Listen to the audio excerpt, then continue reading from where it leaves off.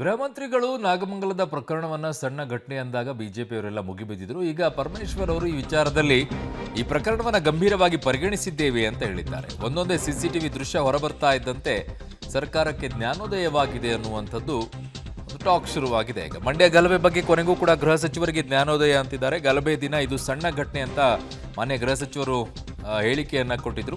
ಅದು ಭಾರಿ ಟೀಕೆಗಳಿಗೆ ಎಡೆ ಮಾಡಿ ಕೊಟ್ಟಿತ್ತು. ಈಗ ಪ್ರಕರಣವನ್ನ ಗಂಭೀರವಾಗಿ ಪರಿಗಣಿಸಿದ್ದೇವೆ ಅಂತ ಪರಮೇಶ್ವರ್ ಅವರು ಹೇಳಿದ್ದಾರೆ.